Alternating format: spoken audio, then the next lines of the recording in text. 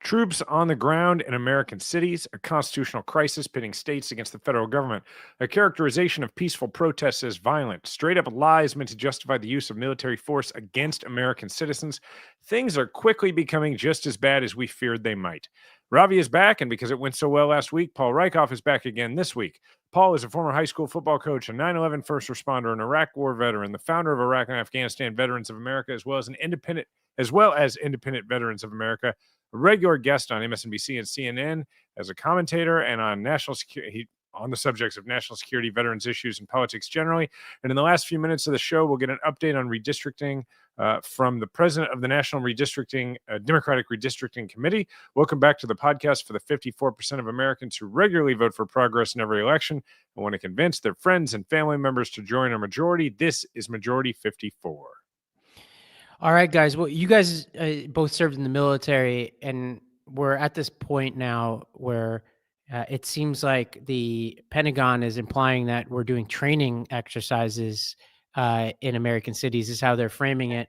Alternatively, from the law enforcement side, from Secretary Noem, they're implying that these cities are so out of control that this is more than training exercises.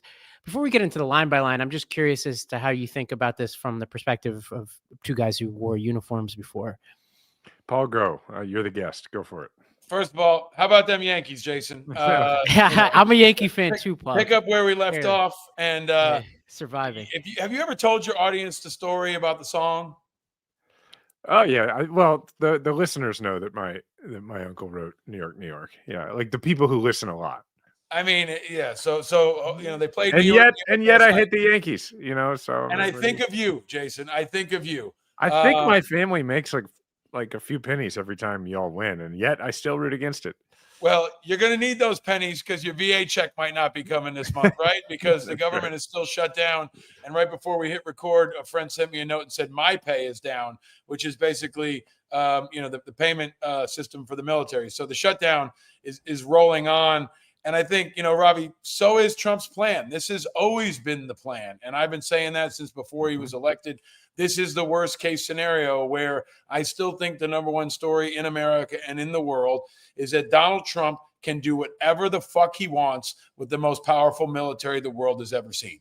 That has always been the plan, to roll into cities, I think, to ultimately invoke the Insurrection Act, to put troops on U.S. soil, and to potentially do things like stop elections from happening, exacerbate domestic and foreign threats. So they're on plan. If Pete Hegseth didn't fuck up so often, they'd probably be in 6 or 7 more cities by now. But this is what we warned about as a worst case scenario. If you have no guardrails, you purge the senior leadership at the Pentagon, so there's no chairman of the Joint Chiefs who can really push back. You've got a totally complicit cabinet. You've got a totally complicit Congress, except for the Democrats, who frankly can't stop anything. And I think this is going to be maybe the most important challenge to our democracy and our Constitution of our time. And, folks want to look at where the pivot points are, like where are the political battles? Pritzker is going to be key right now in Chicago. I also think our friend Wes Moore in Maryland and Baltimore is going to be key, not just from a conversation standpoint, but from a narrative standpoint. Wes yesterday starts talking about unlawful orders. And I know a lot of folks on the left are saying, these are unlawful orders. They should resist them. That's the question right now. Has he actually given an unlawful order? As of now, I would argue he has not, but that might come very soon. And that will be the biggest crisis our military has faced in modern times, and our democracy has faced in modern times. When he asks, for example, troops to, open fire on civilians, which is something he has talked about in the past in D.C., and you had folks like General Milley stopping him. So I think the really important question for anybody, especially for Democrats, is what are you doing to stop him or slow him down? You can't just whine about it. You can't just go on MSNBC and cry about it. The lawsuits aren't working. What are we going to do to stop him? And right now, I haven't seen anybody with a strategy to do it. I agree with everything Paul just said. And I think what I'm about to say is something Paul will agree with too, to sort of personalize my reaction to it. It is really heartbreaking to see in general the way that Trump and Hegseth use the military, both in the context of trying to politicize it, but also in the way in deploying it against American citizens. And it's heartbreaking as an American, but it's especially heartbreaking as somebody who served the army that Paul and I served in was, and hopefully still is, but they're trying to change this, like the most professional organization in the history of the world. And like, there's no Fortune 500 corporation, as much as people like to mythologize the efficiency and the professionalism of those places, that is more professional or more impressive than the level of training, not just how to blow things up or hurt people, but how to lead, how to conduct yourself. Nothing rivals what the American military has been really over the last 20 years. And what they're doing is forcing people into a position where they're having to do things that are really going to hurt that reputation. But on top of that, with the rhetoric, and we talked about this last week, Paul, with the rhetoric that is being used to drive recruiting now, they're trying to get people who won't fit into that professional mold and just exclusively want to break things. And it just makes me really sad. I think it's really important. Like, it's the worst manifestation of Trump's vision for America is now you've got extremely undisciplined, very poorly trained, low standard people joining ICE as an example, right? So if you've been in mom's basement playing Call of Duty for the last 20 years, wishing you could be a UFC fighter, wishing you could be a Navy SEAL, well, guess what? Now you can join Pete Hegseth's military, or you can join ICE, get a $50,000 signing bonus, which is significant, and enter a world of lower standards. And that's really, really important that Jason's talking about here. We don't point weapons at civilians. We don't beat up civilians. We don't manhandle people when we're detaining them. I mean, what you're seeing is an extremely unprofessional force, which I think will bleed over into the military over time too, because it's an acceptance of toxic leadership. It's an acceptance of no accountability. It's an acceptance of brutality and a lack of discipline. It's a bully culture, where the bullies are empowered, the bullies are unaccountable, and the bullies have weapons. And the bully machine is hiring right now. Well, let's take a look at our Secretary of Homeland Security, who has been over in Portland, and this is what she had to say about the duly elected officials of Portland. And that is what is shocking to me about these leftist politicians, just how they ignore the people who elected them, jeopardize their safety, and continue to disrespect our law enforcement officers. So one of the things I've been dealing with all day here in Portland is a bunch of pansies that are elected into political office who won't make a decision to keep their citizens safe. Can I just point out that she's wearing a baseball cap with the DHS logo that is camo? Like, was Portland in a woodland area and no one told me? Like, it's so ridiculous, man. In fairness, the governor Hegseth was hanging out of a helicopter with full battle rattle on and a weapon pointed up. I mean, in fairness, I do want to point out that the governor, I think this is the governor of Oregon, called her a little girl who plays dress up. So the names have been flying, but this does seem to be a tone. And when we get to Pam Bondi's testimony, there seems to be a certain kind of tone coming from this administration. On the other hand, here is Governor Pritzker talking a few days ago about the military presence in his state. As someone who has myself peacefully protested since I was a kid, I understand the sentiments on the ground from some of the advocates, but I want to say this: peaceful protesters are welcome. Federal agents who abuse their position to terrorize Illinoisans and incite violence are not welcome. They aren't receiving any orders from Trump to cease and desist their aggressive behavior.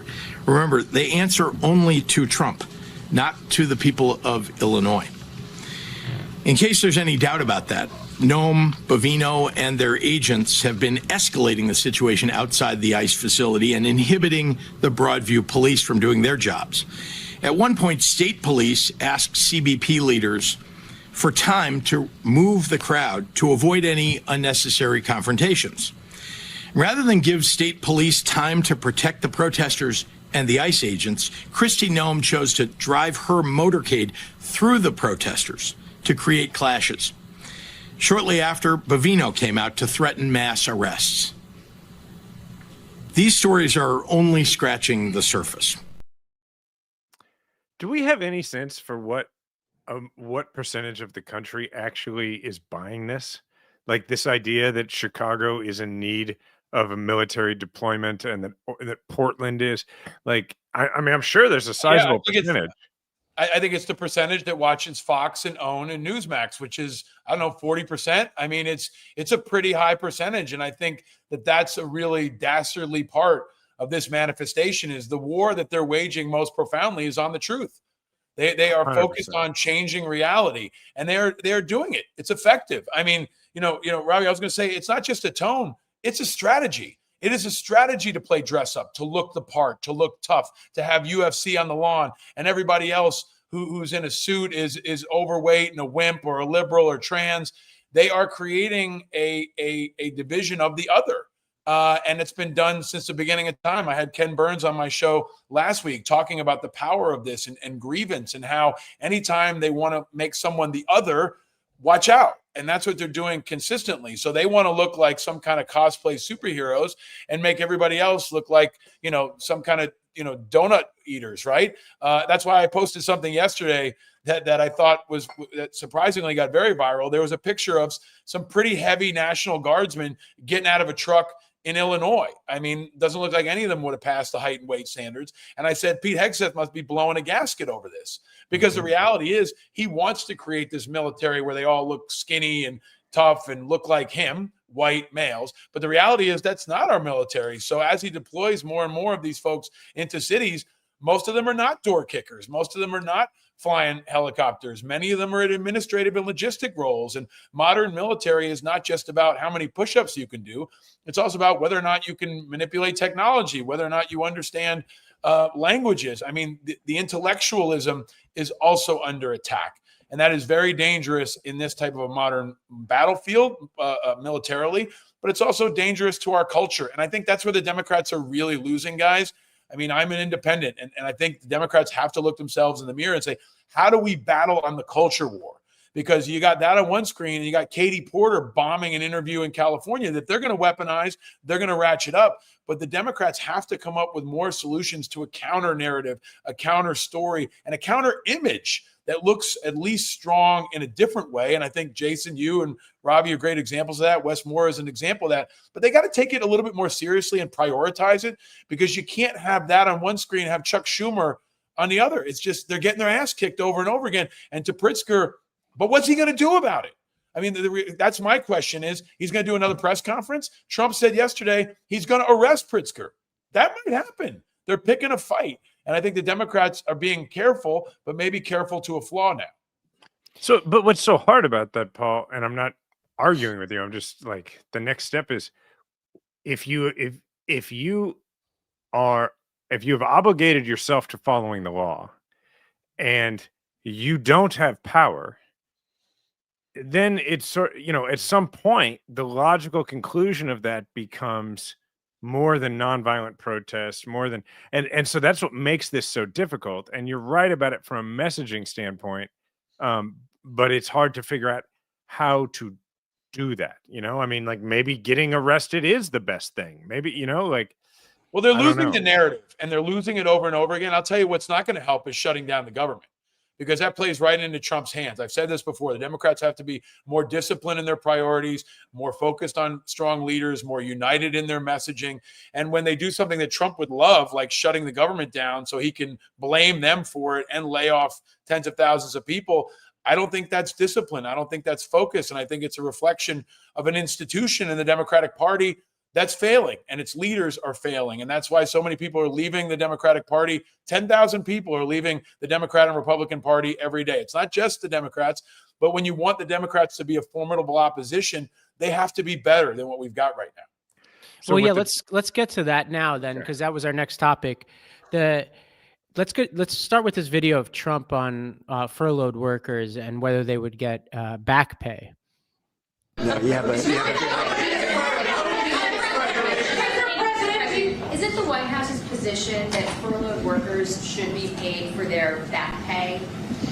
I would say it depends on who we're talking about. I can tell you this, the Democrats have put a lot of people in great risk and jeopardy, but it really depends on who you're talking about. But for the most part, we're going to take care of our people. There are some people that really don't deserve to be taken care of, and we'll take care of them in a different way. Okay? Thank you. So What do you think basically, he I'm going to means by that? fire some people, and Yeah. some people will get paid. The problem he has here is he wants to threaten that people won't get back pay, but the law actually says that he has to give them back pay. So his logic is, so we'll just fire people, and then we won't have to give back pay, which may happen. The the problem I think the Democrats have is that they seem to control all of the modes of communication right now. They seem to have all the momentum, but at the same time, if you're the Democrats, you only this is the only leverage you really have right now is whether to keep the government open. And on top of that, they're trying to make it, get rid of these subsidies, not extend these subsidies on the exchange, which would make it where, like, if you make a family making $85K a year and you're on the exchange, you have a $25,000 a year premium, which is not tenable at all. And then the Republicans wouldn't mind that happening because then they just get to say, look, Obamacare didn't even work.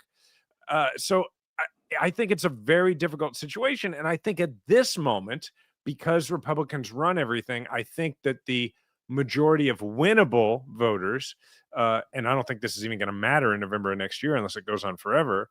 I do think that the majority of them do blame the Republicans, but the Democratic brand is so in the cellar that it may not matter. Yeah, I think when you are outgunned and you have been losing a lot and you have very little ammunition and weak leaders, you really got to pick your spots.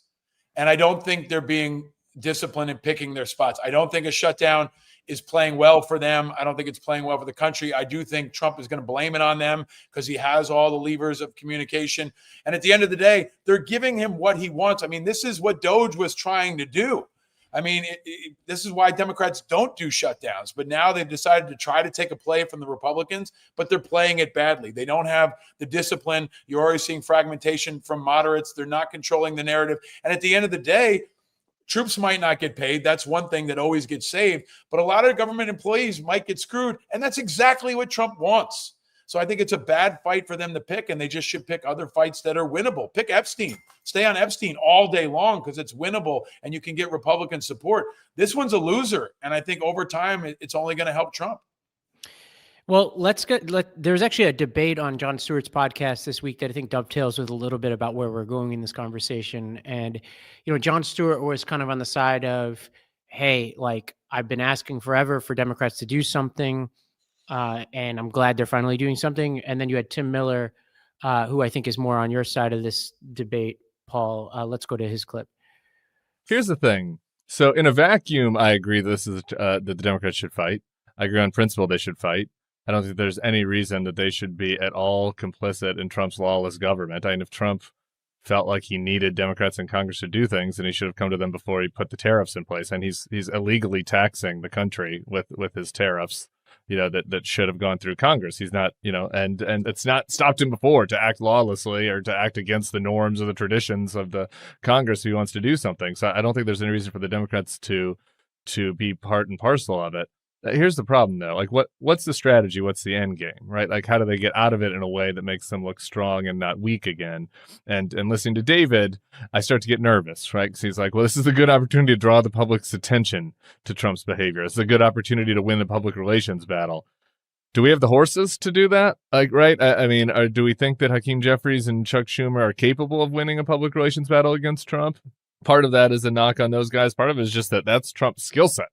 Right? If Trump is good at anything, it's winning public relations battles. And so I don't know, like, that is the part of it that I think that like, there's not going to be a strategic victory. Like, Trump is not going to retreat and, we're no longer going to have masked ICE agents in the streets and Congress is going to vote on tariffs or whatever the issue is. He's not going to fund Medicaid, right? Like, he's not going to retreat on the policy. So if you have to win the PR, then you got to figure out how you're going to win the PR. And that part I'm a little skeptical of. So that's a great argument. Well, I think he's right. I mean, I think he's right. And look, here's the thing. If you're going to fight a bully who's been beating the shit out of you, you got to be smart about it, right? Because what happens is if you pick a fight with a bully that you can't win, he pounds you further. And that's what the Democrats are experiencing right now. They didn't line up. Like, where's Barack Obama? Let me use an example, right? If you're going to go into a fight, don't you want to bring your single best communicator, your single best fighter? Like, I would put Barack Obama out in front with Michelle Obama, or pick any other number. They're unique, right? But that's an example of how different this could be, rather than having Hakeem Jeffries and Chuck Schumer and any other number of really unpopular people, even with their own party, leading a fight. this is a street brawl every single day. And if you're going to fight a bully, you got to either be really creative and hit him when he's not looking, or you got to get all your friends and be really united and beat him into the ground. Otherwise, he's going to beat you. And that's what's happening right now. The beatings are continuing. And I think that Democrats are going to be on the losing end of this, and the American people are going to be on the losing end of this, because it's going to look like they did a shutdown for nothing. Here's a counter argument, and I'm actually legitimately on the fence. And this is actually where the John Stuart Miller argument went, and where I think Miller was somewhat persuaded by this argument. And as a listener, I kind of was too. It's when I think it was John Stewart who came back and said, look, I remember watching as Barack Obama took office, and McConnell is in a dark room somewhere. McConnell just as unpopular as anybody we're talking about here, just as like backroom, irrelevant to the larger national playing field. Like, he's not the kind of person people in the kitchen table are talking about. And he was like, my number one job is just to make the job as hard as possible for Barack Obama. And even if in the short term, the things that we do are unpopular, our job is just to muck things up and slow him down and stop the judges, stop the funding, and just make the economy as bad as it could possibly be. And, you know, as an independent, Paul, and and as somebody personally like me who like isn't thinking about political strategy every day, like, I have lots of reasons to hate a shutdown. But if I were just thinking as a partisan, like a Chuck Schumer or a Hakeem Jeffries, and you're like, your sole job is to stop Trump, there is a version of this that fits into the McConnell strategy, which is just make everything as hard as you possibly can. If you can muck things up, you know, make the economy just even a smidge worse, make it harder for people to go to the office every single day in all the different cabinet offices in Trump's administration, and just make it harder for them and make everything harder for them, then you do that. That's their argument. But you have to be able to execute that strategy, and the Democrats can't. Chuck Schumer is not Mitch McConnell. He doesn't have the unity of his party. He doesn't have the megaphone of Fox News. He doesn't have the discipline of messaging. And if you're not watching your show or Jon Stewart or any of the other things we've mentioned, and you're watching Newsmax and OWN and maybe broadcast television, you don't see that. And you don't hear the argument that takes way too long about health benefits. You just see things shutting down and Trump talking about other things and just continuing to make the Democrats look weak and look scattered and look ridiculous. And yes, like, objective thinkers can sift through it, but even objective thinkers are wondering whether or not this is a good fight to pick. So I keep coming back to it. Like, the Democrats suck at fighting. That's why I call them the failocrats. I mean, they're like the New York Jets of politics. Yeah, you still root for them. You want them to win, but they keep losing. And at some point, you got to change. Who roots for them? No, my son does. My son does. Plenty of people do. That's child abuse, Paul. At some point, you somebody call the child protective services. Don't worry, Ravi. His son is also a Chiefs fan. He is. But you also got to listen. You got to recognize it. And Democrats, for all their kvetching and all the debating, the same people are still in charge, right? You still have the same team owner, you have the same coach, you have the same players. So at some point, you have to disrupt all of it. And they still haven't done that. They really haven't. These are the people who brought you the failure of Kamala Harris. And here they are to bring you the failure of the shutdown. I think what we're landing on here is that what we maybe think that the Democrats in Congress should be spending their time on partially during the shutdown is a leadership coup. And yes, I mean, I don't disagree. That's why I'm not a Democrat. You're probably right. Jason, if you were in charge of the Democratic Party, or we could go down a list, right? Like whether it's like a Wes Moore or a Jason Crow or a Pat Ryan or someone else. Ruben like there's Gallego. A list, right? Ruben Gallego, right? And they're all, and this is the reality. All the Democrats are fighting for the mic. They're all fighting for the same mic. And they can't even get unified. And Trump's like, you know what? Here's my orders. You Democrats keep fighting each other. I'm just going to keep rolling. Because the most important thing about what Mitch McConnell did is he actually slowed down Obama. Mm-hmm. Like, the Democrats are not slowing down Obama. If anything, their failure is giving him fuel. You know what? One of the lessons there is we're really missing Nancy Pelosi right now, because Nancy Pelosi, you know, for as much of a lightning rod as she became, which, by the way, I think has to do with the fact that there's a formula for making whoever's in charge of the Democrats a lightning rod, and if they happen to be from San Francisco, it's just easier to do. But other than that, what Nancy Pelosi did is she kept everybody unified and she kept everybody in line. And that's one of the really truly unique things, by the way, and it's a bit of a sidebar, but I think important, about legislative leadership and what's so different about it from any other kind of leadership. I spent 4 years in the state legislature, and I had a couple opportunities to run for leadership positions, and I never did it. I ended up running for statewide office because I was interested in being an executive office holder. But when I would look at what the legislative leaders had to do, I mean, the idea of trying to get other politicians to vote for you and do what you want, that's not in my skill set as like a military trained leader. That's not my jam. And what ends up happening is sometimes, frankly, you have people who end up in those positions because they are very deft at making and keeping promises to individuals, and they happen to be folks who other people are not threatened by them being elevated to leadership. And that means that the kind of person who would, say, be a presidential candidate is very infrequently the kind of person who would lead a caucus of either party in the Senate or the House.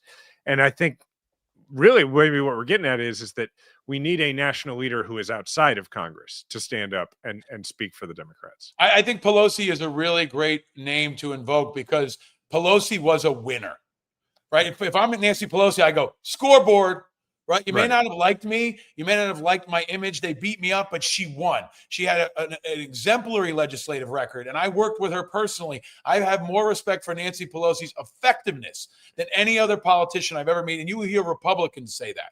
So what the Democrats are missing, most of all, don't get it twisted, winning.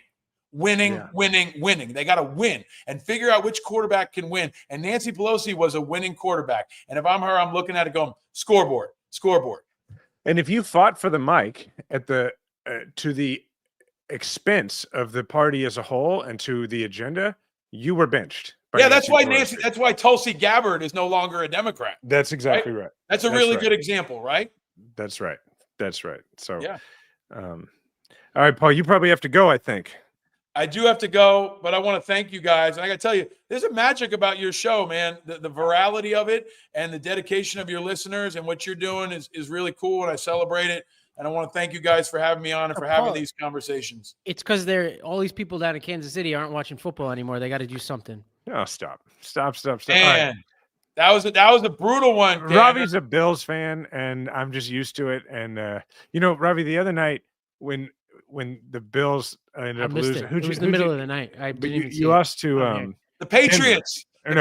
Patriots. Yeah, the Eagles lost. And the Patriots could win the division. One loss. Well, but we won the division by 4 games. Just shut up for a second and let me finish. No, you're gonna like this story. I don't want to hear what you have to say. You know that I am a guy who I'm like, we've won a lot in Kansas City, and I kind of like the Bills, and Ravi's my friend, so I will kind of root, as long as we're not playing the Chiefs. My wife, however, hates the Bills now and hates Josh Allen.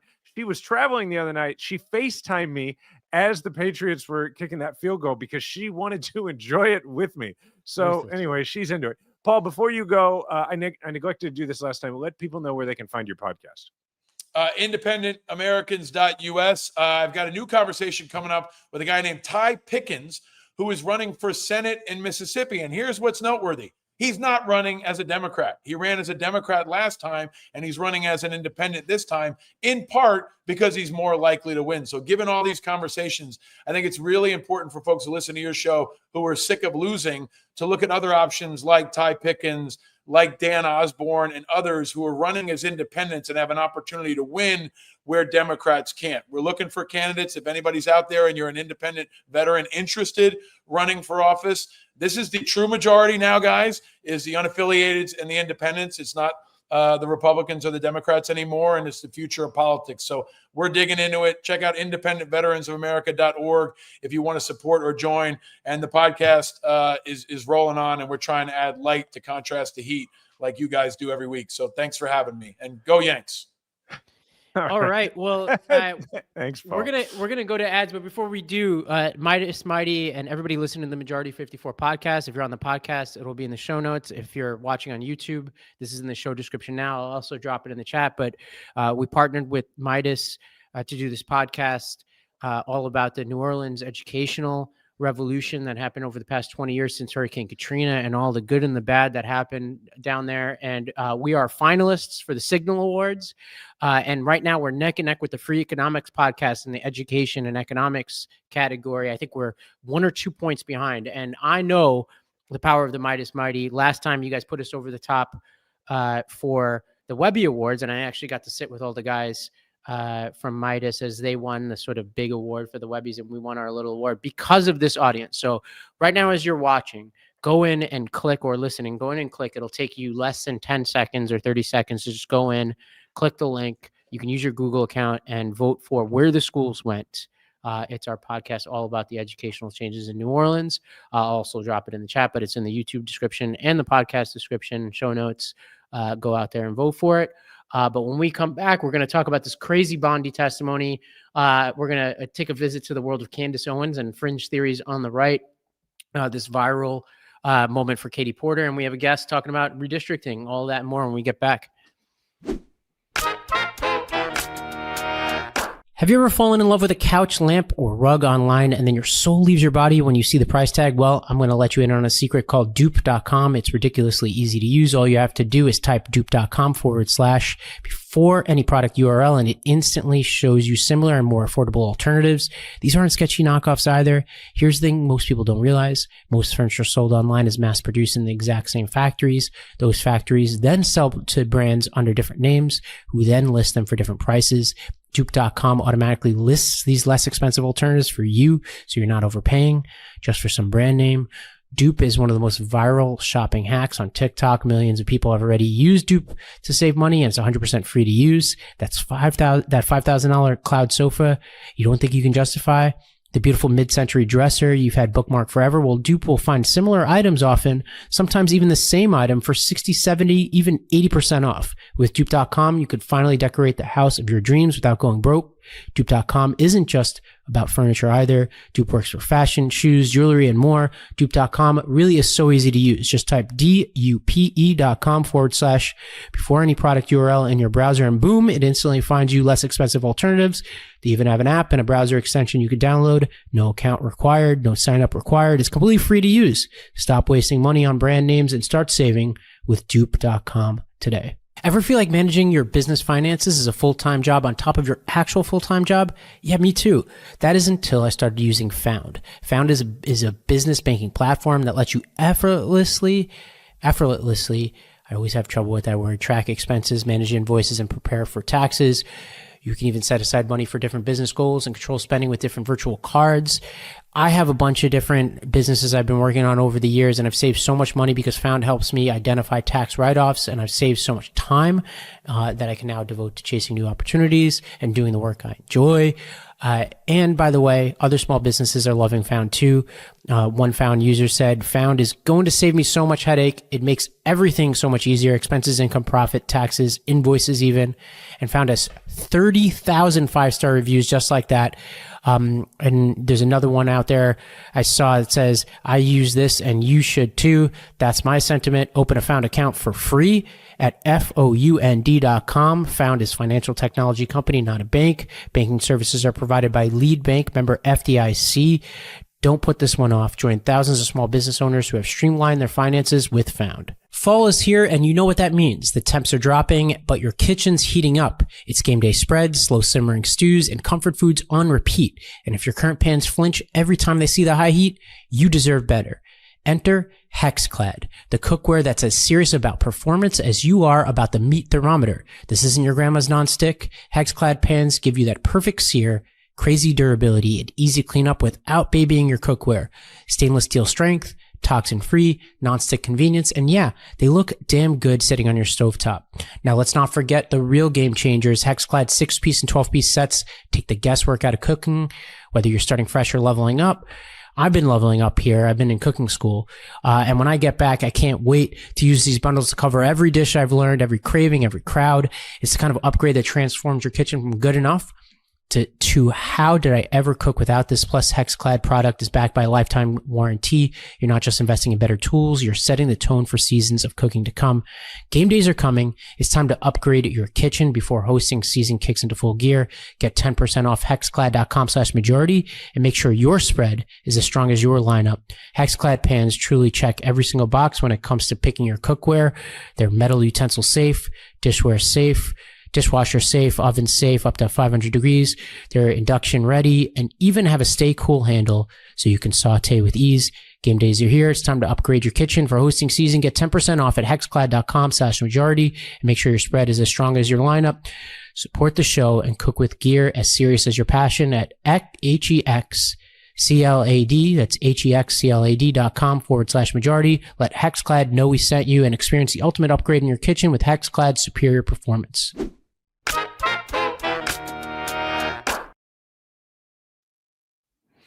All right. Well, I hate to do this every week. And so, one of the things we're starting to do is mix things up, having people like Paul on as part of that.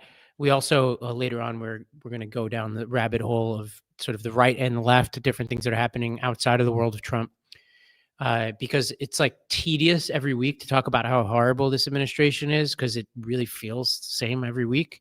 But I want to at least pick one or two spots to show just how horrible they are. And I think this Bondi testimony truly is that horrible. Let's start with a clip of Senator Schiff summarizing all the different things that Bondi refused to answer in her trip to Congress. So these are just some of the questions you refused to answer, or have answered with personal attacks on members of this committee. You were asked whether you consulted with career ethics lawyers, as you promised you would do during your nomination hearing, when you approved the president receiving a $400 million gift from the Qataris. You refused to answer that question. You were asked who or what role you may have played, or who played the role in asking that Trump's name be flagged in any of the Epstein documents gathered by the FBI. You refused to answer that question. You were asked whether Holman kept the $50,000 bribe money. You refused to answer that question. You were asked whether Holman paid taxes on the $50,000 bribe money. You refused to answer that question. You were asked, did career prosecutors find insufficient evidence to charge James Comey? You refused to answer that question. You were asked, how are military strikes on these boats in the Caribbean legal? And you refused to even answer that question. You were asked, law degree, excuse me. You were asked, did you discuss indicting James Comey with the president? You refused to answer that question. You were asked, did you approve the firing of antitrust lawyers who disagreed with the Hewlett-Packard merger? You refused to answer that question.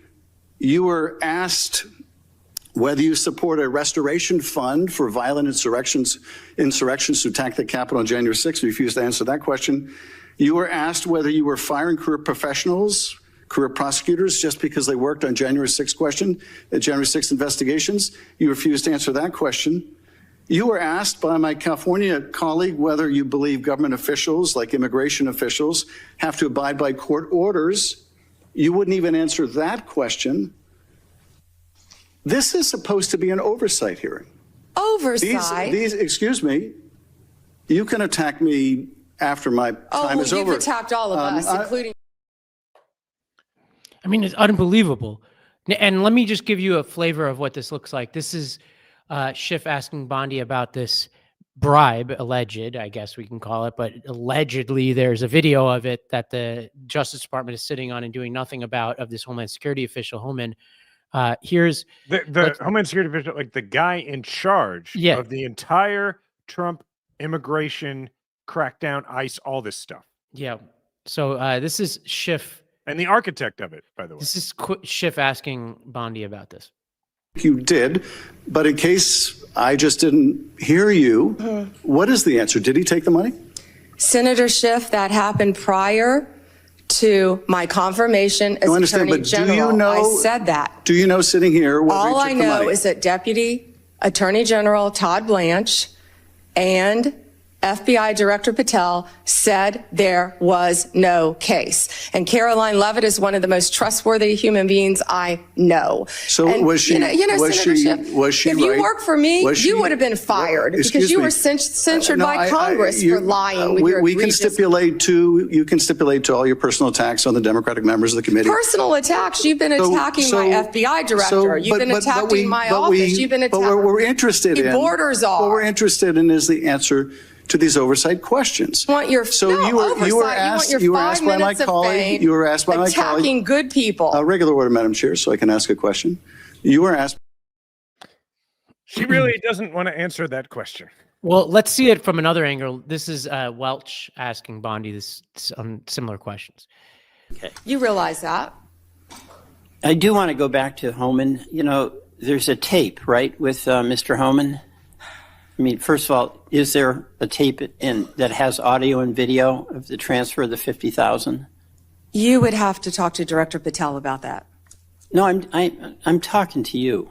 I don't know the answer, Senator. Yeah, you do know the answer to that. Don't call me a liar. I didn't call you a liar. You just said I know the answer. I said I don't know the answer. Well, you have to talk to Director Patel. What I said is that investigation was closed.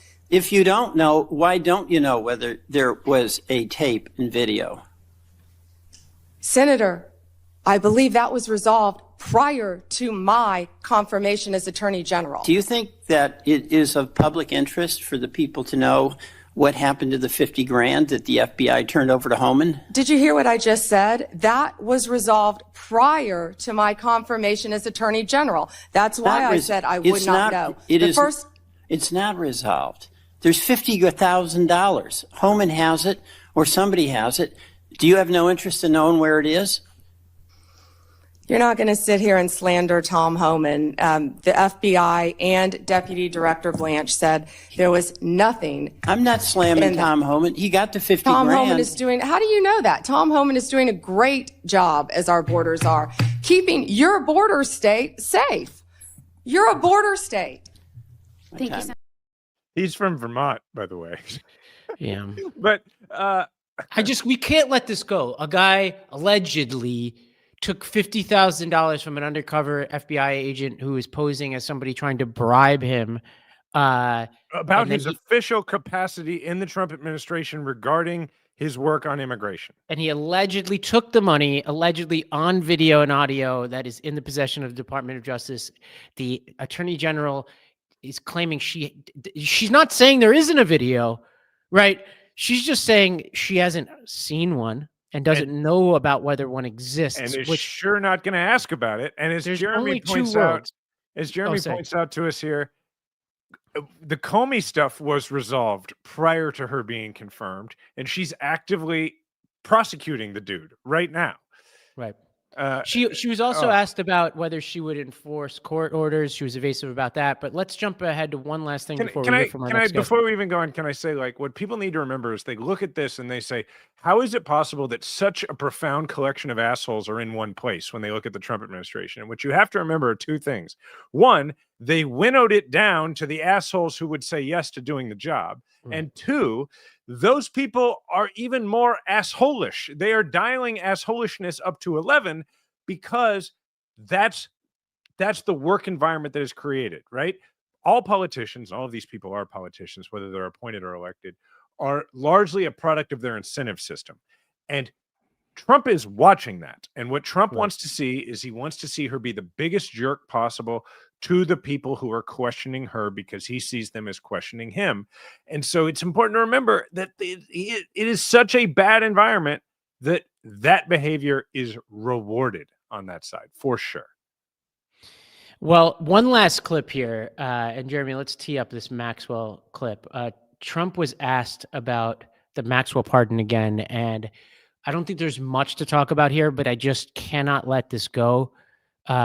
The guy still isn't ruling out a pardon for Maxwell. Let's go to this clip. It was because Yeah, please. Mr. President's term today, Mr. President. Say it. The Supreme Court is back, and they rejected today an appeal by Ghislaine Maxwell to overturn her conviction. That means her only chance of getting out of prison is a pardon from you. Is that something you're... Who are we talking about? Ghislaine Maxwell. I haven't heard the name in so long. I can say this, that I'd have to take a look at it. I would have to take a look. Did they reject that? She wanted to appeal her conviction. And what happened? They said that they were not going to hear her appeal.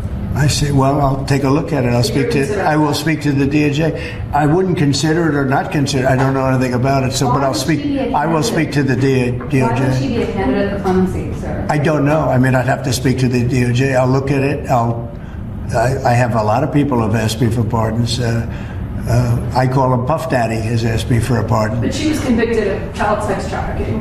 Yeah, I mean, I'm going to have to take a look at it. I have to ask DOJ. I didn't know they rejected it. I didn't know she was even asking for it, frankly. Yeah, well, so this we're going to go we're going to go to a new subject in a second, but I tweeted or whatever, Blue Sky or whatever this week that I didn't place a lot of import initially.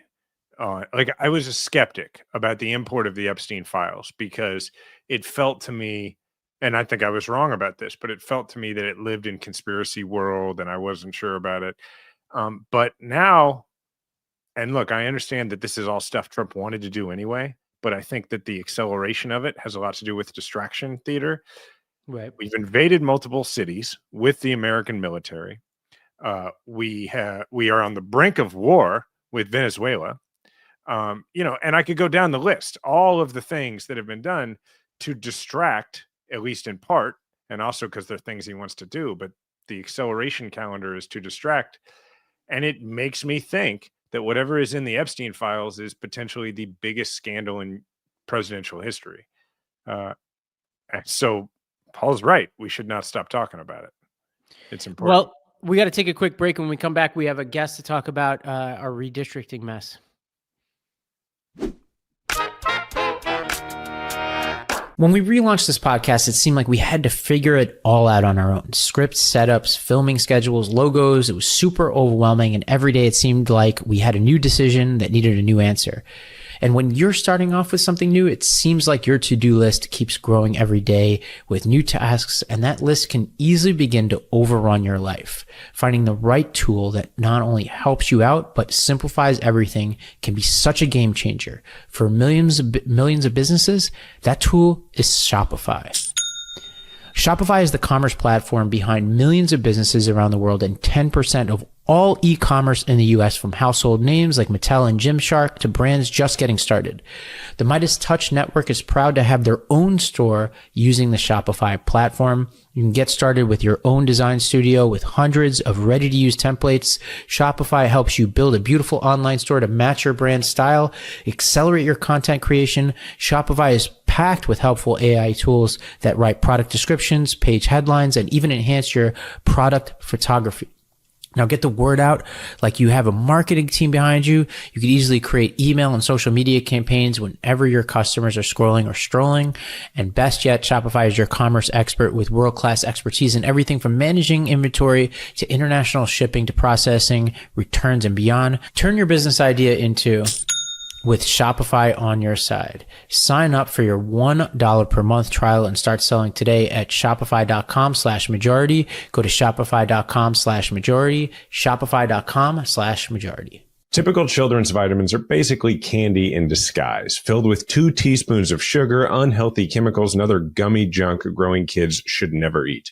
That's why Hiya was created, the pediatrician-approved, superpowered, chewable vitamin. While most children's vitamins are filled with 5 grams of sugar and can contribute to a variety of health issues, Hiya is made with 0 sugar and 0 gummy junk, yet it tastes great and it's perfect for picky eaters, i.e. kids. Hiya fills in the most common gaps in modern children's diets to provide the full body nourishment our kids need with a yummy taste that they love. Formulated with the help of nutritional experts, Hiya is pressed with a blend of 12 organic fruits and veggies, then supercharged with 15 essential vitamins and minerals, including vitamin D, B12, C, zinc, folate, and many others to help support immunity, energy, brain function, mood, concentration, teeth, bones, and more. It's non-GMO, vegan, dairy-free, allergy-free, gelatin-free, nut-free, and everything else that you can imagine. Hi-Ya is designed for kids of all ages and sent straight to your door so parents have one less thing to worry about. As you know, I'm a father and I'm always on the lookout for the best possible vitamins for my child to take. I'm so happy that I've come across Hi-Ya Health. The ingredients are amazing and I don't have to worry about sugar or gummy junk because Hi-Ya Health is made without that stuff and is still able to keep the great taste, which is super important because that's how you get kids to eat it. We've worked out a special deal with Hi-Ya for their best-selling children's vitamin. Receive 50% off your first order. To claim this deal, you must go to hiyahealth.com/majority. This deal is not available on the regular website. Go to hiyahealth.com/majority and get your kids the full body nourishment that they need to grow into healthy adults. Help me welcome now. I can't find words today. I don't know what the deal is, but we're bringing in John Bisignano. He's the president of the National Democratic Redistricting Committee, or the NDRC, and its affiliates, including the NDRC 501c4 and its grassroots organizing campaign, all on the line, and the the National Redistricting Foundation 501c3. Bisignano is a veteran of the Obama White House, Democratic National Committee, and multiple presidential campaigns. John, thanks for joining us. Hi. Happy to be here. I'm glad you're here. Here's what I'm thinking. I could try to ask you a bunch of really smart sounding questions about redistricting, but I think the reality is that sadly, with all of the chaos that's been going on in the country over the past, decade, but yeah, right. but really more recently, the extra special chaos that's been going on over, say, the last month, this national redistricting fight has really fallen out of the news. And so I think probably most of the people listening only have maybe a 30% picture of what this whole fight looks like. And for instance, for me, I'm very aware of what's going on in Missouri.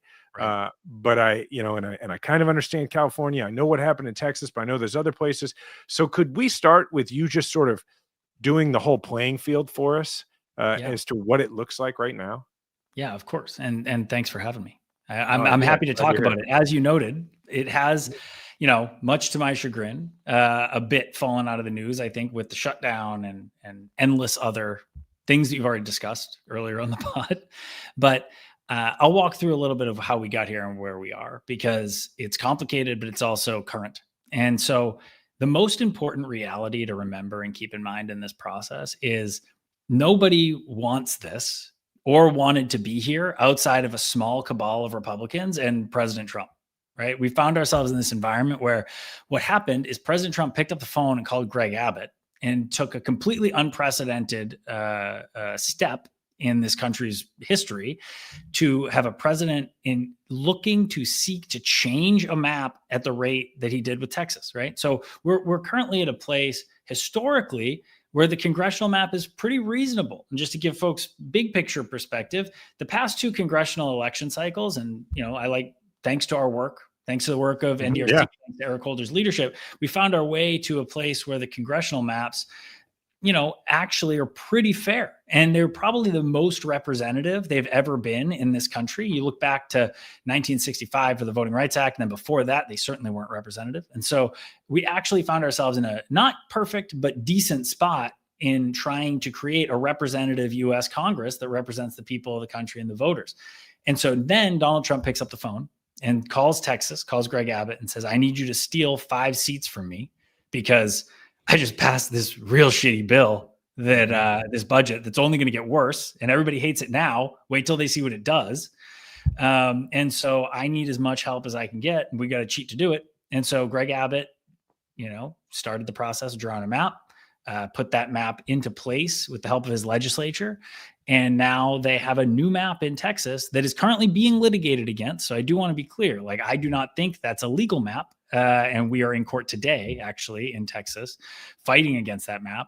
But that is the current map in Texas, a place where Donald Trump stood in front of Marine One in his official capacity and said, I need 5 more Republican seats because I earned it or I deserve it, which is such an absurdity.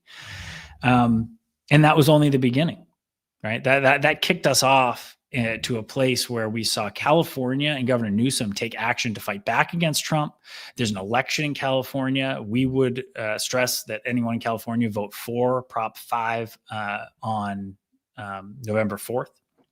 But that would put in place a map that would combat what Donald Trump did in Texas. And then we get into this constant diatribe. And this is, Jason, where I think you pick up the current reality, where now I think folks probably understood Texas happened and California a bit. And then you, of course, you're in Missouri and you understand what's happening in Missouri. But most folks don't know, I think, that Missouri has a new map right now. Yeah. You want to go ahead, talk through that.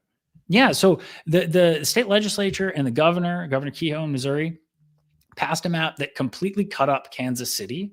Basically, like if you think about it like a half a pizza, and Kansas City's in the middle, they just did slices into Kansas City to try and draw as many voters into that city out into rural areas and try and dilute as much of Kansas City as possible. And so essentially trying to cut out Cleaver's district that been representing for a long time, and really nullify the vote of the city of Kansas City. And like, if you think about the core of redistricting, right? Redistricting has to happen every 10 years. There's a census, we recount people, all of that makes sense. Of course, we need to readjust in the country for how Congress looks. But what it doesn't account for is the trying to completely nullify cities or specific areas or communities of people through really difficult mapping technology and trying to cut them up into different ways. So what we saw in Missouri specifically is there's probably, again, Missouri is a place we're in court. I don't think that map's constitutional, and I'm hopeful that a judge will agree with that. If this map stands, we're going to see a Congress next year, for the first time in history, to my knowledge, that the city of Kansas City will not be represented in US Congress. There'll not be one representative that can speak on behalf of the people of Kansas City as a whole. That's exactly okay. Let me just illustrate that for just a second, because it's important, not just from a D versus R perspective. Totally. It's that we talked earlier in the show about how politicians are a product of their incentives. And if you have three politicians, you have three members of Congress who are elected by people who do not come from the part of their district that is Kansas City. And Kansas City is a small part of three different districts, but is not the majority of any district. Then they have no power with any member of Congress at all. They have no sway with them. And functionally, you end up with a major city, one that, my kids are sixth generation in, and I happen to care a lot about, with really no federal representation. And if you remove all the politics of this, that's just fundamentally wrong. It's so absurd. And I started by saying nobody wants this, because like every time, I've been doing this for a long time now, every poll you see, sometimes I talk to politicians, they'll be like, have you seen poll? Do you see data on this? It's like everyone is like 75% of people against gerrymandering. Republicans, Democrats, independents, it doesn't matter. Nobody likes the idea that politicians are stealing votes or trying to dilute for themselves and their own benefit. It doesn't make any sense to a democracy, right? It's like it's not in what we teach our kids is core to what we believe in. Not what we were taught. It's absurd. And then you look at places like Kansas City and what they did, obviously I noted it's like a pizza. The middle piece, they pulled all the way across to Jeff City.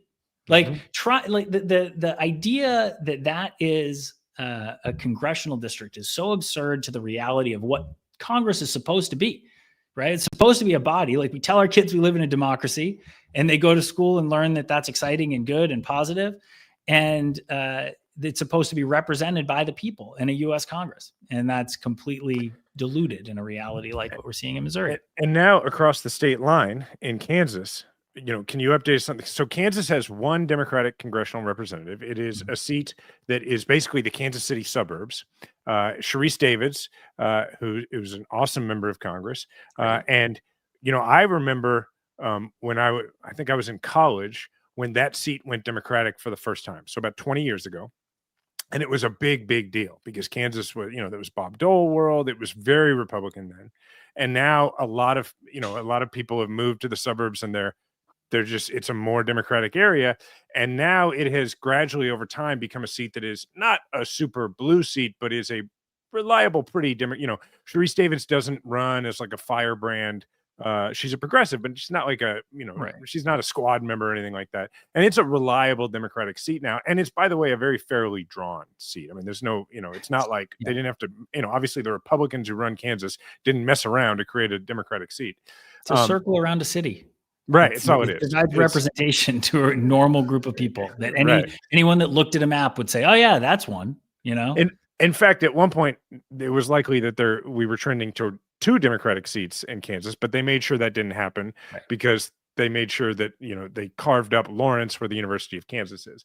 So now there is an effort, I believe, to get rid of Sharice David's seat as well. And in Kansas, they don't have the referendum system that we have in Missouri to overturn it.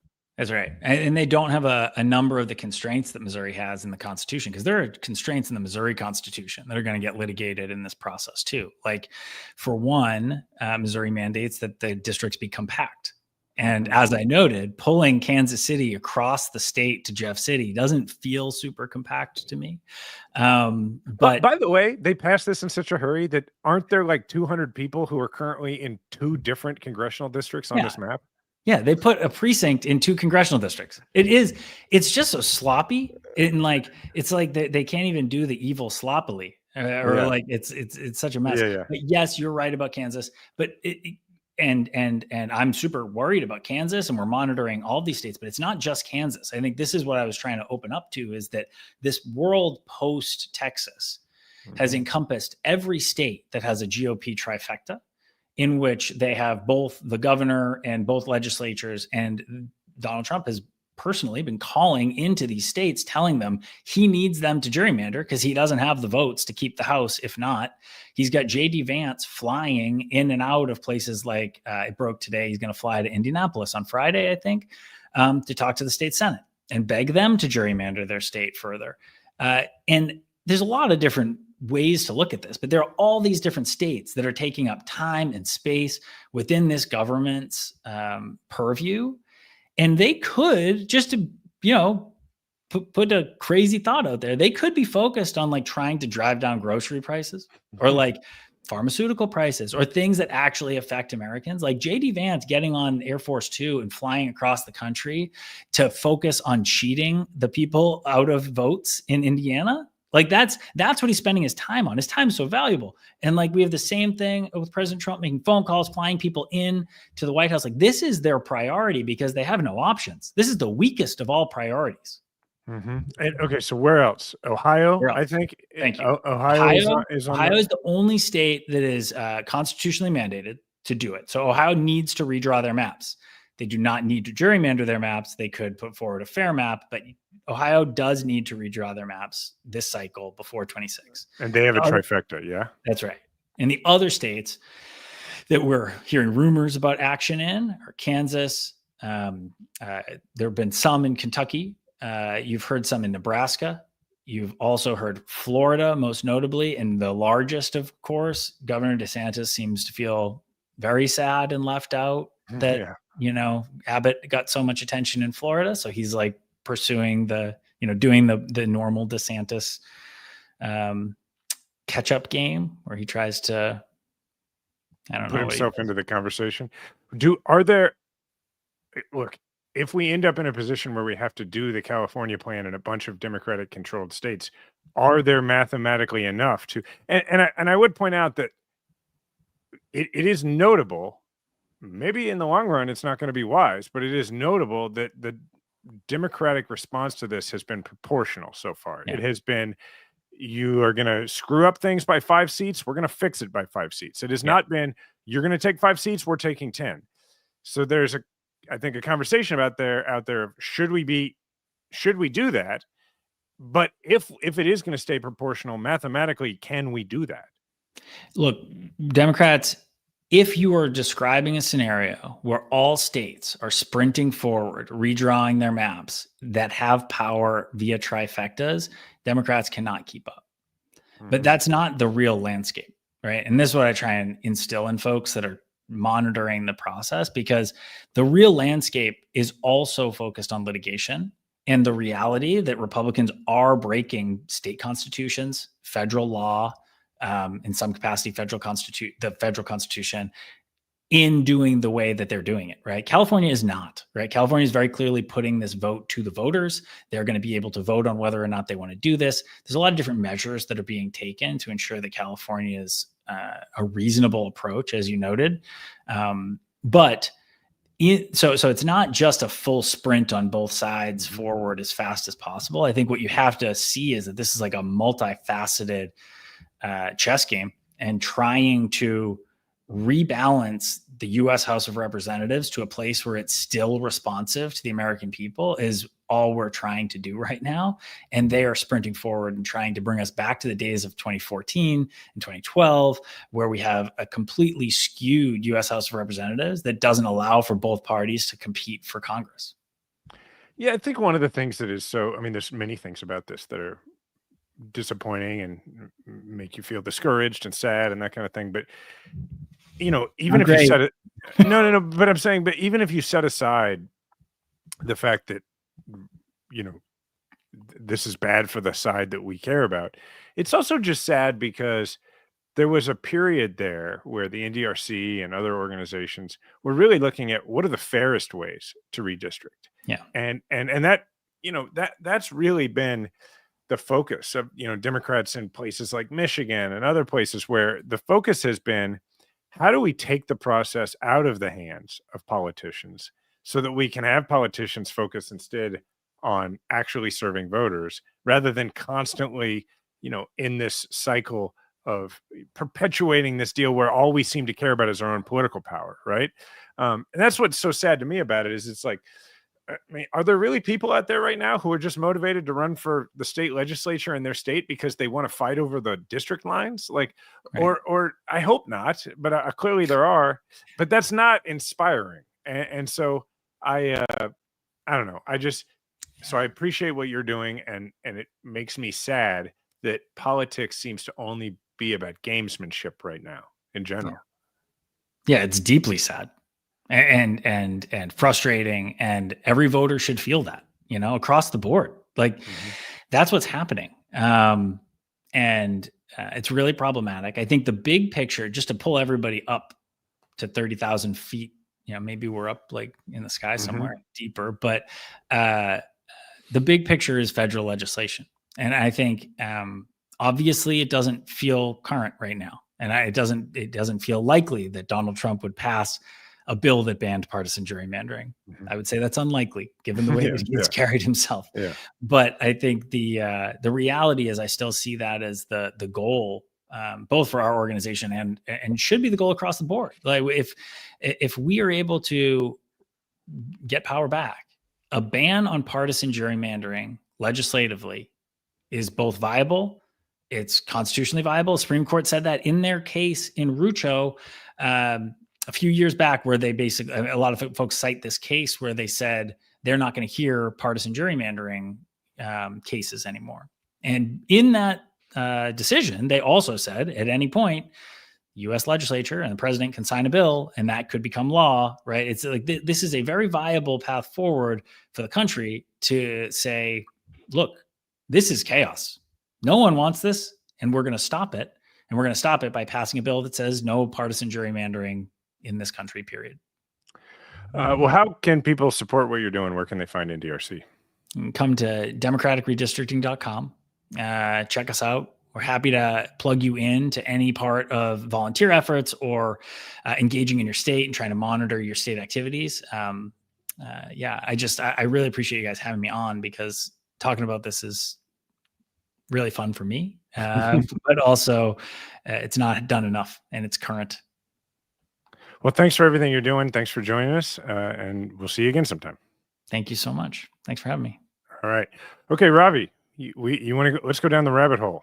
Yeah, let's do one because we're definitely running longer than we normally do. But I want to visit this Candace Owens corner of the internet, and one of the reasons why I've been fascinated with Candace Owens is a lot of people in my life who are liberals have started listening to Candace Owens, including some of my former students.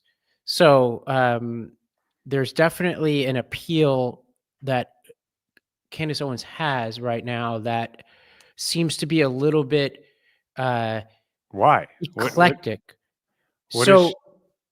Here's my theory. Here's what people tell me.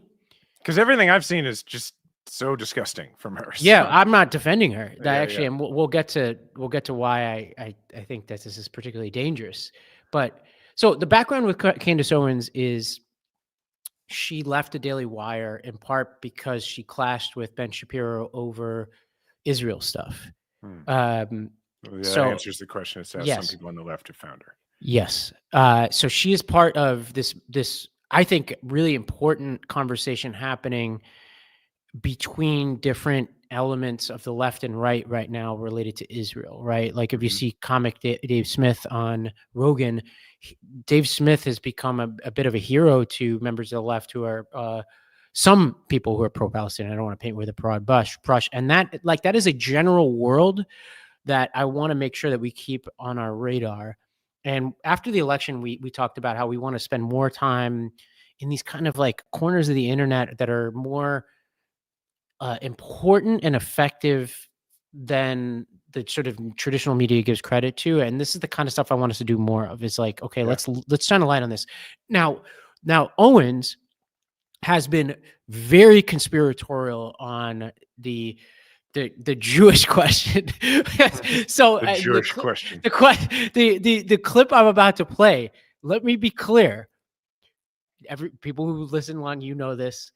This is not an endorsement. This is us saying, this is me saying, let me put this up here to show that this is a conversation happening, not just on the right. It's a conversation on the right and left right now. And this clip is of her talking about, this is a big pet project of hers, that Charlie Kirk, the assassin, was like a patsy. And so let's go to this clip. On the day of Charlie Kirk's assassination, immediately George Zinn gets up and says, I did it. And he kind of gets dragged. Well, apparently George Zinn had to receive medical treatment following that little fracas. And he told multiple nurses and doctors that he did it because he was being paid to do it. He said he had not been paid yet, but he was going to receive payment. He didn't know from who. That's interesting. Decoy Boy told medical staff, apparently he was just singing, just telling everybody who would listen that he did it because payment was going to be promised to him if he did do it. What does that tell us? We should definitely dig into George Zinn. We should definitely try to confirm this relatively strong tip that he has connections to the feds, because it would be very interesting if the feds were going to pay George Zinn. I'm not saying they are, but yeah, why wouldn't he know? I mean, make that make sense. Why wouldn't George Zinn know where the payment was coming from? So let me understand the theory here, okay? So the federal government was going to pay him to be the assassin to kill Charlie Kirk, and why?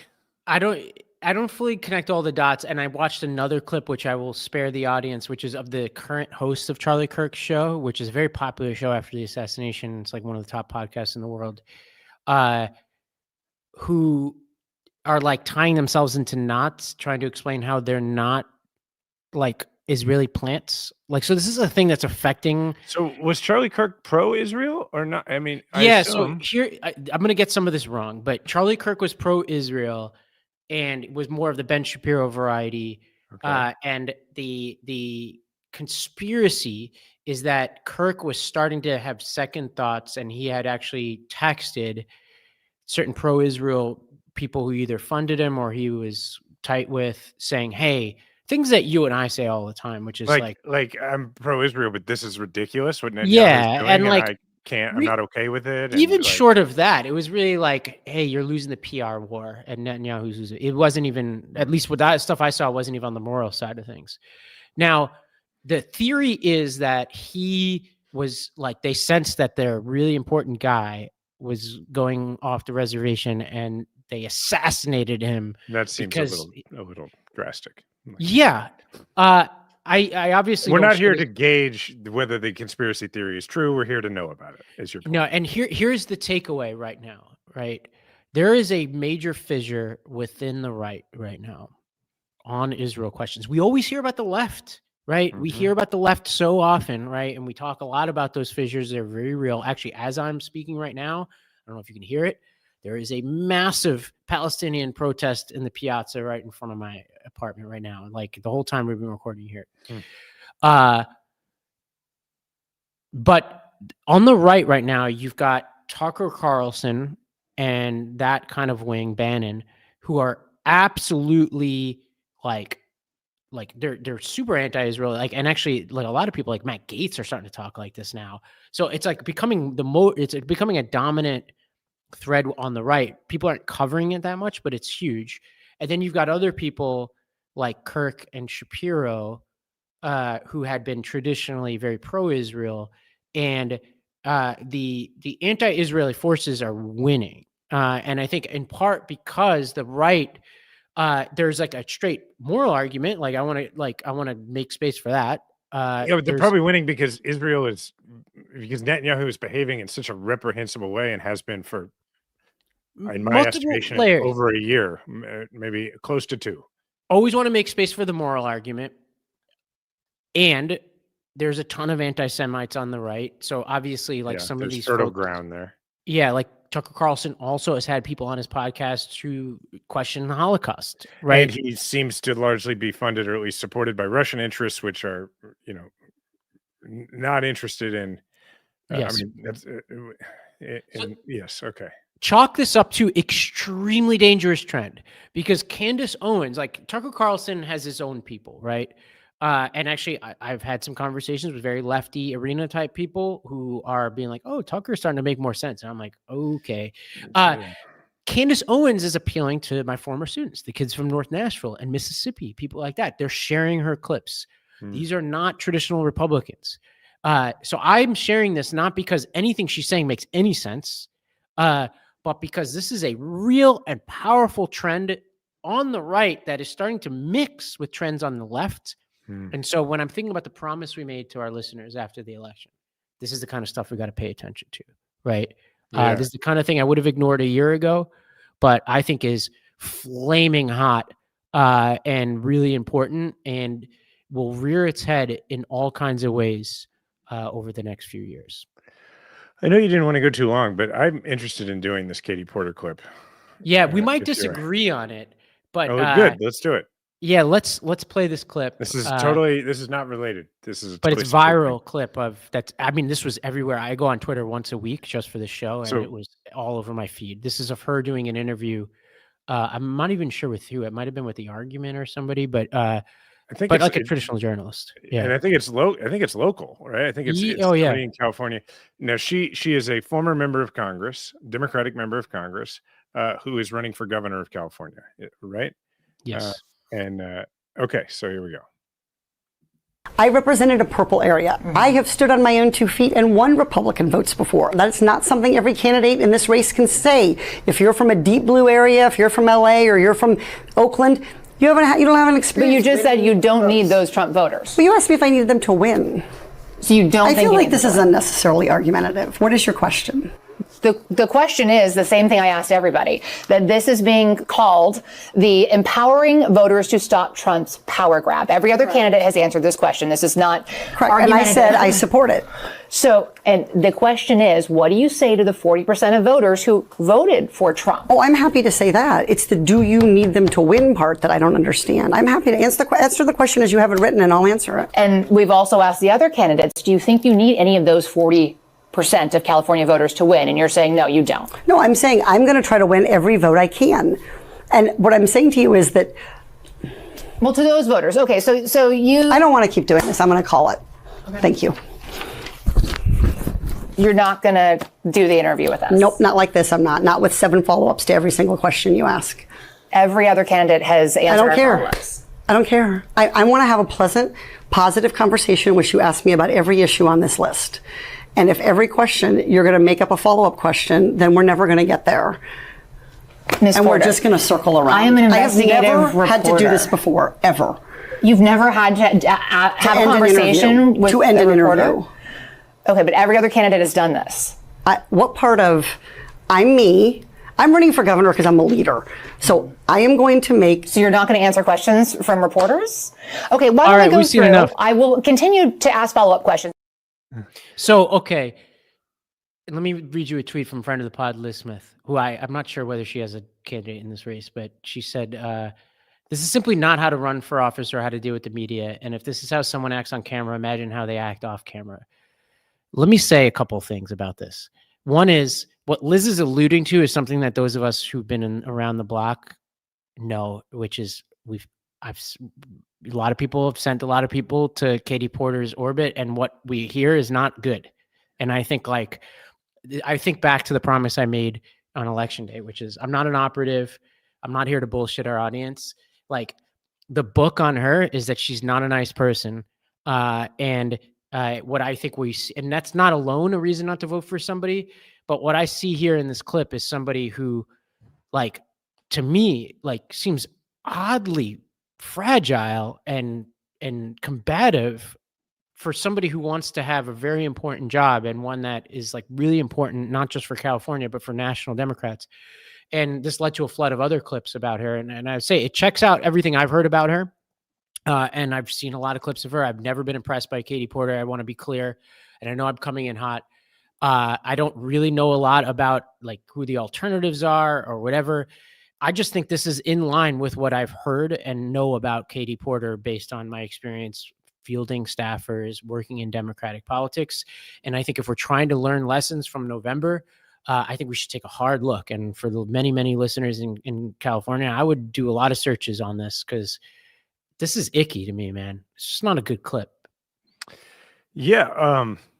Well, Katie Porter became kind of popular with Democrats across the country because in committee she was very good at doing things. Right? I think she would use like the whiteboard, and she would write stuff on the whiteboard, and she would say, "Okay, it's simple math," and it was a very, I think, at the time, very effective messaging strategy, and worth learning a lot from. I mean, I supported. I think the last thing she ran for was Senate, and I supported Adam Schiff. So I mean, Same. So I'm curious what you thought. You said we weren't going to agree. I'm curious what you thought I was going to. Oh, I thought you might have known her. So I was like, I don't generally do this, but I think like I always think about our audience, and I'm like, what is it? You and I are always asking the same question, or I have the same conversation with you that I have with our audience all the time, which is, what is the point of getting together every week? That's what I talk to our audience. And not that they don't say, why do I listen? They're more like, why do I care generally? Right. Yeah. And so I always think to myself, what are the conversations I'm having at dinner That I'm not having here. And I want that to be, there's no daylight between those two things anymore on this podcast, because who the hell cares? And look, I can get a call from Katie Porter herself or her staffers after this, and they could yell at me all they want or whatever. But I think we owe it to our audience, and to be wrong. Like, look, and I can be wrong. Like back when the Zoran stuff was first going down in the primary, I caught a lot of heat from our audience, from people who felt differently. I continue to argue with those people. But the one thing that they can absolutely say is I'm not going to pander to them. And this was a clip that stood out to me because it confirmed something that I knew, and it never came up on the pod because we never really talked about Katie Porter. Right. But it's the kind of thing I would have let go a year or two ago in the name of civility and getting along and not getting that phone call. And I just don't care anymore. I'm like, this is just, if I were living in California, I have a lot of questions about not just this clip, but the general climate around Katie Porter right now, and whether she's the right person. And again, like, I haven't done a deep dive on the race, and I'm sure there are issues that would separate me from even the average listener, like school choice and stuff like that. But like, I would just take a second look at this. And there's a reason why it's going viral. And it's not just because of the right, which I think Paul might have implied earlier. I don't think it's just because of the right. Like, No. Liz Smith is not a right-wing activist, and a lot of the people sharing this are not your typical right-wing provocateurs. They're people who've had to deal with this bullshit probably behind the scenes. Well, look, we just talked with Paul, at the beginning of this show about how important it is for the Democrats to have more talent in positions, that are highly influential. And no matter at the current, I mean, she's running for governor of California. Whoever the governor of California is a very influential person nationally. Look at the impact that Gavin Newsom is having on the debate right now. I mean, it's an important position. And you can know nothing else about Katie Porter. And if you watch that interview, you understand that just there's real questions there about talent, because I mean, I get what happened. She said, she was explaining what she thought were the tactics and the dynamics of the race, and saying, well, I can actually win without Republicans. And I think she found herself in a position where it was sort of being framed as she was saying, I don't need those votes and I don't care about those voters. But there's a really simple way to handle that, which is, well, actually, I do care about all those voters. And that's why I believe in all these things. They may not agree with me on those issues, but I think they're what's best for all California voters. And then the person comes back, as the interviewer did, and says, but what do you say to those, these two positions you hold? You hold one position about the redistricting effort, which you and I hold the same position as Katie Porter. But what do you say to these voters who are potentially not having their voice heard because of it? And that's where she went off the rails. I mean, the answer to that is simply like, well, just say what you would say to those voters, which is probably pretty simple, which is like, this isn't fair. Right. And we didn't want to do this. And we Right. shouldn't have to do this. And that the objective here is, in order to make things somewhat more fair again nationally, we have to do something that is against what we wanted to do. We were the beacon of, really good redistricting policy in this state. And President Trump has forced us to go away from that in order to repair things. And then you would say, and my obligation to you is that once it's repaired, we go right back to trying to give an equal voice as best as possible to people, whether they voted for us or not. Like, it's a pretty simple thing. And I agree with you. There's a fragility of talent there if you can't just say that. Yeah, I'm over it. All right. Well, one for us. What's going on for you? I'm in Luca. I was away for a little bit. I had to go work on the final manuscript of that nonfiction book I'm working on, and our mutual friend Jamie Hodari had this cool race car rally through Italy, and just for people listening, a rally is not a race in the traditional sense. It's safer. It's meant like you get to a certain place at a certain time, and it's timed so that you don't speed. So don't get mad at me about I'm not speeding through Italy. But it was like this thing that we've done a couple of times, and it was really cool. It happened to be in Italy, which is my neck of the woods, and it was a ton of fun.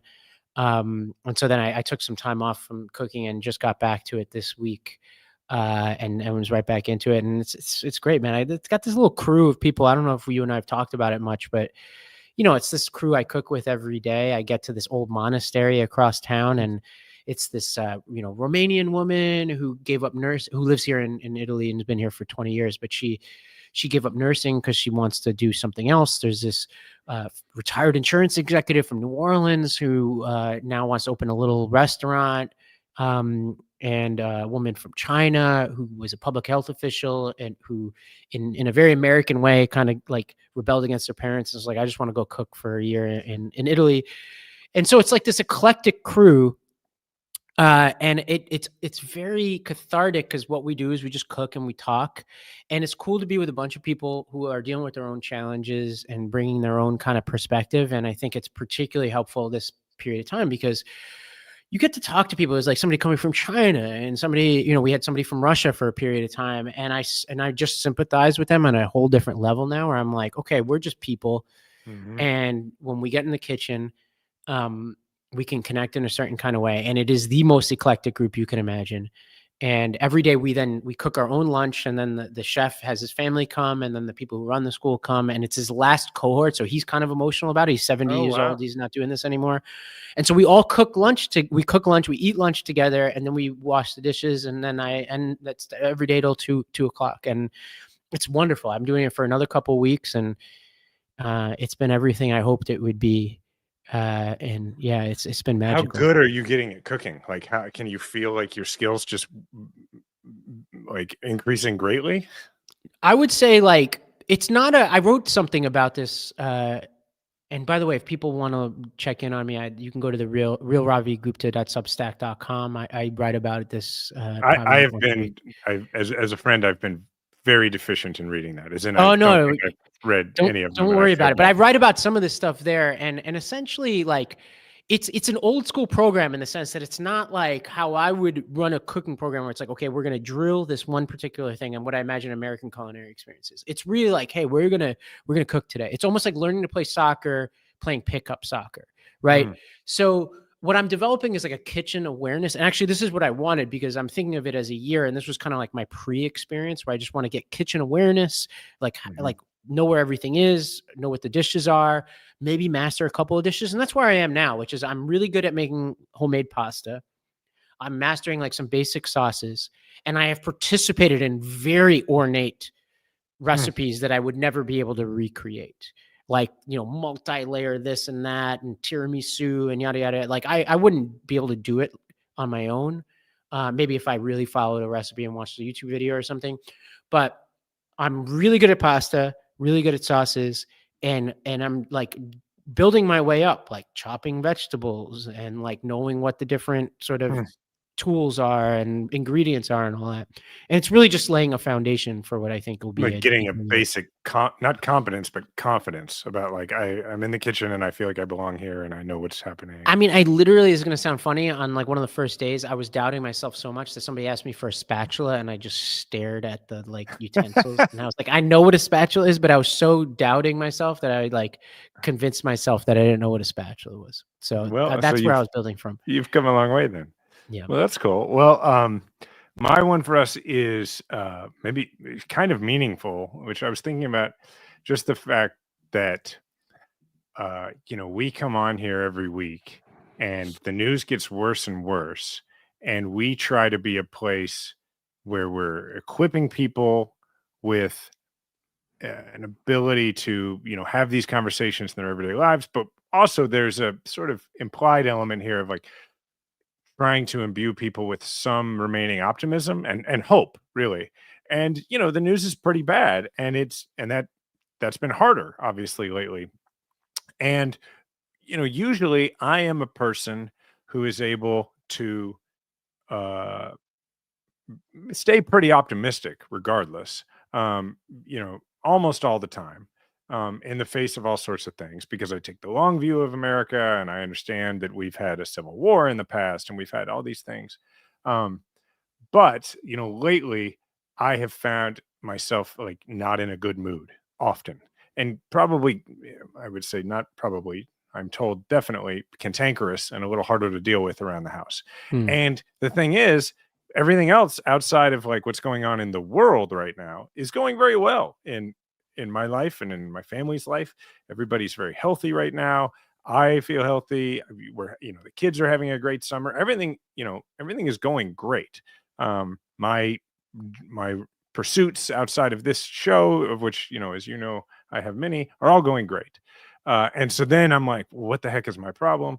And last night, Diana was like, you need to, and, I, as is well known, I went to therapy for PTSD on a pretty steady course for a period of time. But I, now like I go see my therapist once or twice a year. Sometimes there's stretches where there's been more, but that's it. It's not regularly scheduled.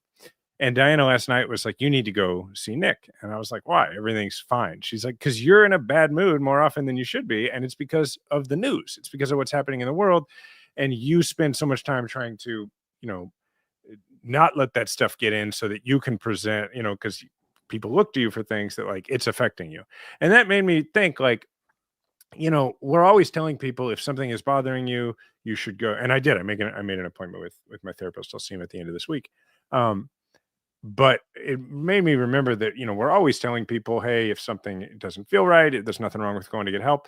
But I think it's also important to say, like, it's okay if the thing that is upsetting you is just what's going on in the world that may not feel as if it directly affects you. Like, that's okay. That can actually really, seeing what's happening in the news and being constantly exposed to videos, for instance, of people being taken away from their families and that sort of thing. It's okay if that is upsetting you to the point where you need to talk to somebody about it. And so I just thought I'd wanted to take the opportunity to kind of give people a permission slip to do that. Yeah, man. Well, thanks for sharing that. And hopefully, the challenge with what you're describing is it's the classic, you have very little control over a situation, right? So it's like you feel this moral pull to care, and obviously we talk about it professionally, and yet you have to somehow compartmentalize to stay sane, and that can feel It feels more difficult all the time. Yeah. And, share that. I feel that. And one last thing on a not quite so meaningful, but meaningful to me, but maybe not as import sort of measure. My uncle John Kander is a regular listener to the show, which I appreciate, and he's one of my favorite people in the world. And he has a movie coming out on Friday. I mean, well, he wrote the Broadway show Kiss of the Spider Woman in the early 90s, and I remember going to see it as a kid, and it's fantastic. And I was reminded of this because there were pictures all over social media of him and the star of the movie, J-Lo, the other night at the premiere. And John would never ask me to promote the movie, but I would just tell people, I think it comes out on Friday, and my family will go see it. And I'm really just saying, please go see this. I don't even know that my family stands to benefit directly from this or not, but that's what I'm doing this weekend. Is I will go. I'll go check it out. There's a movie. There are 2 movie theaters, believe it or not, here in town. Kevin Spacey, strangely, was here 2 weeks ago for the Luca Film Festival. But I'm gonna go see if they have American movies. So I will go see if they have it. That would be cool. Yeah. I haven't actually gone to a movie since I've been here, but there's one literally a stone's throw from my apartment. So yeah. All right. Well, I told people to go to therapy, and then I told them to go to the movies. So, all right. This was a fun show. We went a little longer than usual, but we had a lot to do. And the 2 of us hadn't been on in a while, so maybe we had catching up to do. You can find Ravi everywhere at Ravi M. Gupta. You can find me everywhere at Jason Kander. Please leave a 5-star review. Thank you to the Midas Mighty. And remember, we all have a platform. Make sure to use yours today.